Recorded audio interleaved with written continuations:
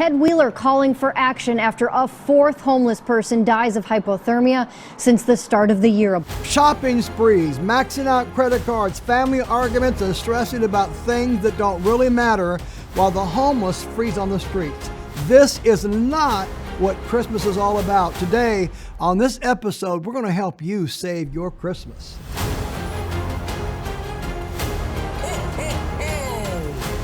Hello everyone, and welcome back to our channel. As we approach Christmas, I want to take a moment to talk about how we can truly embrace the Christmas season without getting caught up in all the commercial chaos that often surrounds it. In today's world, Christmas can sometimes feel more stressful than joyful, often overshadowed by the financial pressures to buy gifts, attend parties, see family, and meet unrealistic expectations. But it doesn't have to be that way, and here's why. The real reason we celebrate Christmas is the birth of Jesus, who is the only one that can bring hope and love to our lives.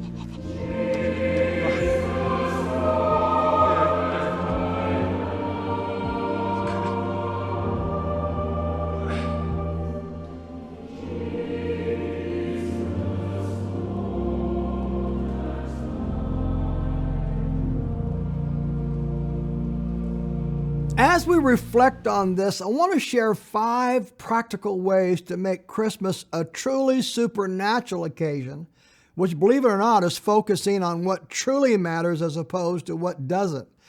You might be surprised to discover that doing these 5 things I'm going to be talking about invite the creative power of God's presence into your home and life.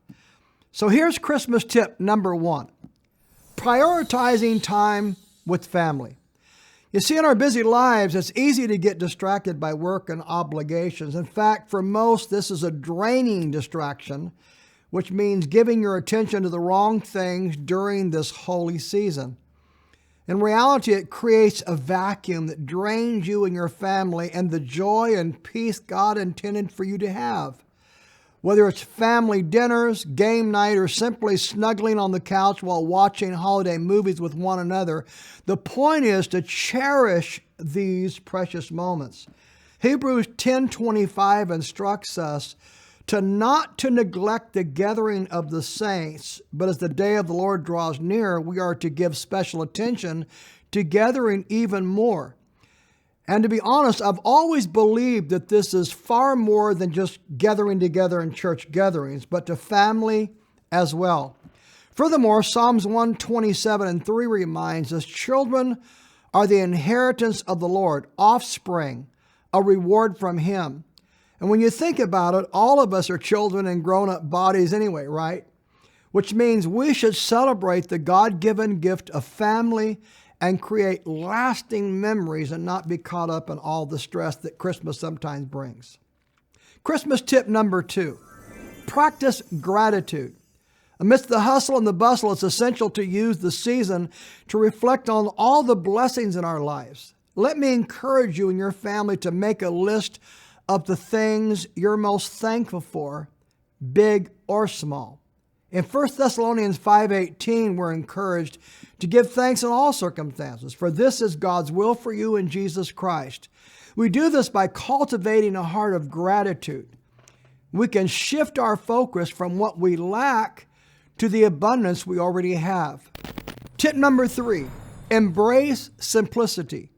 You see, the beauty of Christmas really lies in its simplicity. Instead of getting caught up in extravagant decorations and elaborate parties, we need to try to find the joy in the little things. Baking cookies, decorating the tree together, or taking a peaceful walk to admire the holiday lights. Our family does this, by the way, every year.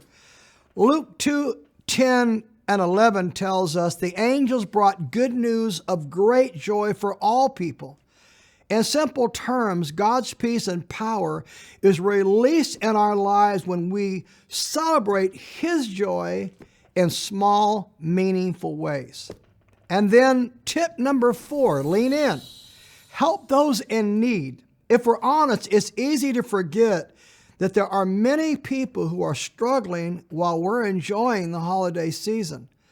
I'd like to make a suggestion. Set aside time to volunteer at your church as we do, or a local shelter, or better yet, dedicate an offering, a financial gift to help charities do what you can't do, which is reach out to those who are in need. Acts of kindness like these are not only help to others, but also fill our hearts with great joy. Remember Matthew 25 and 40? It reminds us, whatever you do for one of these least of these brothers and sisters of mine, you actually did it for me. And finally, Christmas tip number 5. Remember perspective. Perspective is everything. It's crucial to acknowledge that while we may have our own challenges, there is always others who are facing far greater difficulties. See, taking a moment to reflect on all this can help us cultivate God-given empathy and godly compassion. In Romans 12:15, we're reminded to rejoice with those who rejoice, mourn with those who mourn. This Christmas, let's be aware of those around us and strive to spread kindness and understanding rather than just walking around them. So as we prepare for this Christmas season, let's focus on what truly matters: our relationships, gratitude, simplicity, helping others, and maintaining a healthy perspective. By doing so, we can experience a truly meaningful Christmas, one that reflects the love and joy of Jesus Christ's birth, not the temporal things of this materialistic world. Thank you for joining me today. If you found these tips helpful, please like and subscribe. Also, please share your own thoughts on how you celebrate Christmas in the comments below. We want to hear from you. For today, I'm Mark Filkey, on the behalf of our family, wishing you a Merry Christmas filled with joy, love, and the true spirit of the season.